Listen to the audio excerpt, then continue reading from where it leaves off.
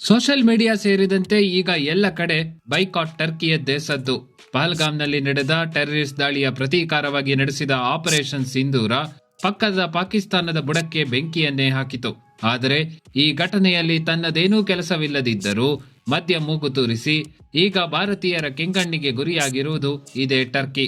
ಕಳೆದ ಕೆಲವು ವರ್ಷಗಳಿಂದ ವಿಶ್ವಸಂಸ್ಥೆ ಸೇರಿ ಸಿಕ್ಕ ಹಲವಾರು ವೇದಿಕೆಗಳಲ್ಲಿ ಭಾರತದ ವಿರುದ್ಧ ನಾಲಿಗೆ ಹರಿಬಿಡುತ್ತಿದ್ದ ಟರ್ಕಿ ಅಥವಾ ತುರ್ಕಿಯೇ ಈಗ ಎಲ್ಲ ಎಲ್ಲೆಗಳನ್ನು ಮೀರಿ ಮೊನ್ನೆ ಆಪರೇಷನ್ ಸಿಂಧೂರದ ನಂತರ ನಡೆದ ಭಾರತ ಮತ್ತು ಪಾಕಿಸ್ತಾನ್ ನಡುವಿನ ಮಿಲಿಟರಿ ಸಂಘರ್ಷದಲ್ಲಿ ಪಾಕಿಸ್ತಾನ್ ಪರವಾಗಿ ಕೆಲಸ ಮಾಡಿತು. ಇದೇ ಕಾರಣಕ್ಕೆ ಪ್ರಾರಂಭವಾಗಿರುವುದೇ ಈ ಬೈಕಾಟ್ ಟರ್ಕಿ ಅಭಿಯಾನ. ಹಾಗಾದರೆ ಭಾರತ ಮತ್ತು ಟರ್ಕಿ ನಡುವಿನ ಎಕನಾಮಿಕ್ ಸ್ಥಿತಿ ಏನು ಎಂಬುದನ್ನು ಈ ವಿಡಿಯೋದಲ್ಲಿ ನೋಡುತ್ತಾ ಹೋಗೋಣ. ವೆಲ್ಕಮ್ ಟು ಫಿನ್ಬಿಸ್ ಕನ್ನಡ, ಫೈನಾನ್ಸ್ ಮತ್ತು ಬಿಸ್ನೆಸ್ ಇನ್ನು ಕನ್ನಡದಲ್ಲಿ. ಈ ರೀತಿಯ ವಿಡಿಯೋಗಳಿಗಾಗಿ ದಯವಿಟ್ಟು ನಮ್ಮ ಚಾನೆಲ್ ಅನ್ನು ಲೈಕ್, ಶೇರ್ ಮತ್ತು ಸಬ್ಸ್ಕ್ರೈಬ್ ಮಾಡಿ. ನಮ್ಮಂತಹ ಹೊಸ ಚಾನೆಲ್ಗಳಿಗೆ ಇದು ಬಹಳ ಮುಖ್ಯ. ಕಳೆದ 5 ವರ್ಷಗಳಲ್ಲಿ ಹೆಚ್ಚಿತು ಟರ್ಕಿ ಟ್ರಿಪ್. ಕೋವಿಡ್ ಸಮಯ ಅಂದರೆ 2020-21ರಲ್ಲಿ ಸುಮಾರು 75,000 ಮತ್ತು 50,000 ಪ್ರವಾಸಿಗರು ಟರ್ಕಿಗೆ ವಿಸಿಟ್ ಮಾಡಿದ್ದರು. ಆದರೆ ನಂತರದ ವರ್ಷದಲ್ಲಿ ಕ್ರಮವಾಗಿ 2,32,000, 2,74,000 ಮತ್ತು 3,36,000 ಪ್ರವಾಸಿಗರು ಟರ್ಕಿಗೆ ಟೂರ್ ಹೋಗಿದ್ದಾರೆ. ಇದಲ್ಲದೆ ಅಂದಾಜು ಪ್ರತಿ ಭಾರತೀಯರು ಸುಮಾರು $1,500 ಅನ್ನು ಪ್ರತಿ ಟ್ರಿಪ್ನಲ್ಲಿ ಖರ್ಚು ಮಾಡುತ್ತಾರೆ. ಇದರಿಂದ ಕಳೆದ ವರ್ಷ ಟರ್ಕಿ ಸರಿಸುಮಾರು 3,000ದಿಂದ 3,200 ಕೋಟಿಯ ಅಂದಾಜು ಆದಾಯವನ್ನು ಪಡೆದಿದೆ. ಅದರಲ್ಲಿ ಪ್ರಮುಖವಾಗಿ ಡೆಸ್ಟಿನೇಷನ್ ವೆಡ್ಡಿಂಗ್ ಮತ್ತು ಪಾರ್ಟಿ, ಪ್ರಮುಖ ಸ್ಥಳಗಳಿಗೆ ಹೋಗುವಾಗ ಇರುವ ಎಂಟ್ರಿ ಶುಲ್ಕ ಮತ್ತು ಟರ್ಕಿಯ ಹೋಟೆಲ್ ಅಥವಾ ಲೋಕಲ್ನಲ್ಲಿ ಮಾಡುವ ಇತರೆ ಖರ್ಚುಗಳನ್ನು ಒಳಗೊಂಡಿದೆ.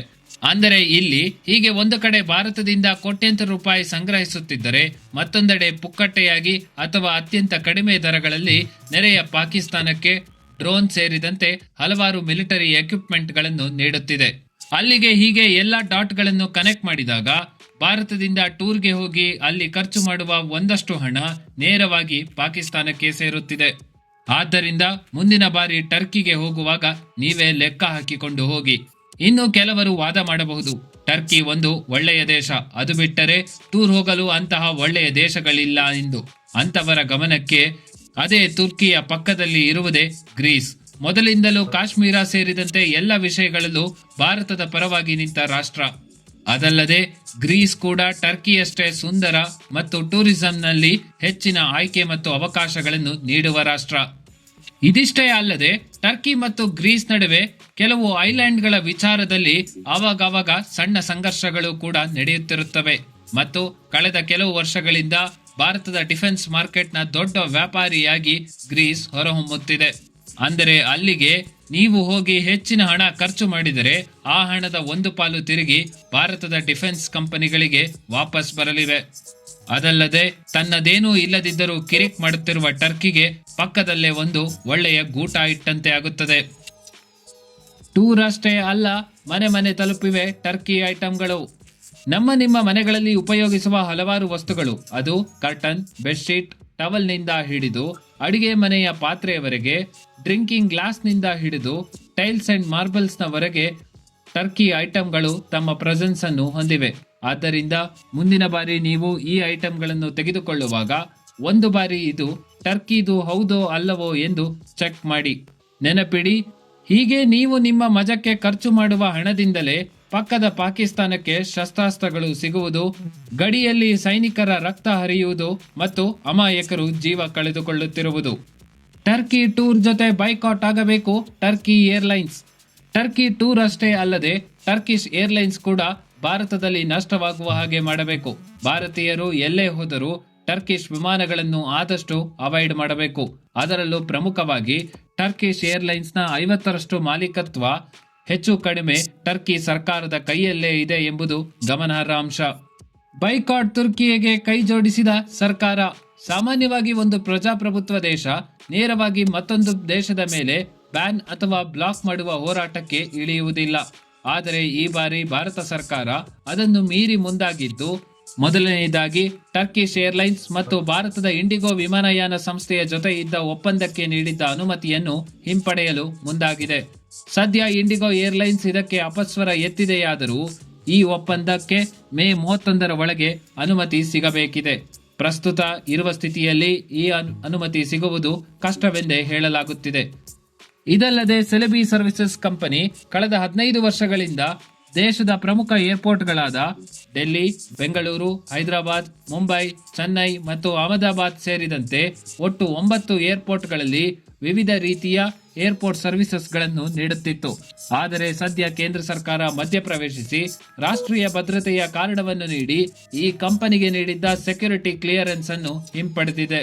ಕೆಲವು ದಿನಗಳ ನಂತರ ಈ ಕಂಪನಿಗೆ ಭಾರತದಲ್ಲಿ ಆಪರೇಟ್ ಮಾಡುವ ಲೈಸೆನ್ಸ್ ಕೂಡ ರದ್ದುಗೊಳ್ಳುತ್ತದೆ. ಸದ್ಯ ಈ ಕಂಪನಿ ದೆಹಲಿ ಹೈಕೋರ್ಟ್ ಮೆಟ್ಟಿಲೇರಿದ್ದು ಮುಂದಿನ ದಿನಗಳಲ್ಲಿ ಇದು ಎಲ್ಲಿಗೆ ಹೋಗುತ್ತದೆ ಎಂದು ನೋಡಬೇಕು.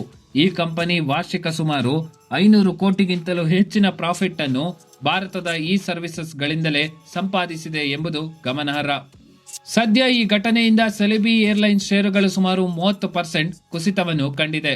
ಇದರ ನಡುವೆ ಇತ್ತೀಚೆಗೆ ಎದ್ದಿರುವ ಹೊಸ ಗುಮಾನಿಯೇ ಟರ್ಕಿ ಅಥವಾ ತುರ್ಕಿಯೇನ ಅಧ್ಯಕ್ಷರಾಗಿರುವ ಎರ್ಡೋಗನ್ನ ಮಗಳು ಈ ಕಂಪನಿಯ ಪಾಲುದಾರಿಕೆಯನ್ನು ಹೊಂದಿದ್ದಾರೆ ಎಂಬುದು. ಸದ್ಯ ಈ ಆರೋಪವನ್ನು ಕಂಪನಿ ಅಲ್ಲಗಳೆದಿದ್ದರೂ ಕೂಡ ಅನುಮಾನವಂತೂ ಇದ್ದೇ ಇದೆ.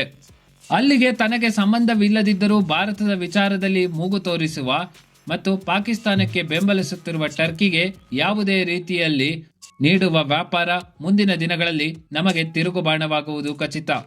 ಸದ್ಯ confederation of all India traders CAIT, all India consumer product distribution federation AICPDF, Bengaluru wholesale cloth merchants association BWCMA ಸೇರಿದಂತೆ ಹಲವಾರು ಟ್ರೇಡ್ ಯೂನಿಯನ್ಗಳು ಈಗಾಗಲೇ ಬೈಕಾಟ್ ಟರ್ಕಿ ಅಭಿಯಾನಕ್ಕೆ ಬೆಂಬಲವನ್ನು ನೀಡಿದ್ದು, ಮುಂದಿನ ದಿನಗಳಲ್ಲಿ ಮತ್ತಷ್ಟು ರೀತಿಯ ಸಂಸ್ಥೆಗಳು ಕೂಡ ಬೈಕಾಟ್ ಟರ್ಕಿ ಅಭಿಯಾನಕ್ಕೆ ಸೇರುವ ಸುಳಿವನ್ನು ನೀಡುತ್ತಿವೆ.